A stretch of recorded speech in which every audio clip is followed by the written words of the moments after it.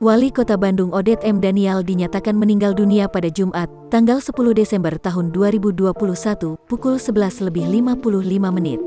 Diduga akibat serangan jantung, almarhum ambruk saat salat sunnah sebelum menjadi khatib di Masjid Raya Mujahidin, Jalan Sancang, Bandung. Sempat mendapat perawatan di Rumah Sakit Muhammadiyah, suami Siti Muntamah ini tetap tidak terselamatkan. Direktur Utama RS Muhammadiyah Bandung Kausar Busoiri mengatakan, almarhum datang ke UGD pukul 11.45 menit. Saat datang, nadinya sudah tidak berdenyut. Pupil matanya juga melebar. Hal itu, kata Kausar, menjadi tanda bila kakak Sohibul Iman ini sudah meninggal dunia. Jangan lupa subscribe, share, komen, dan like ya!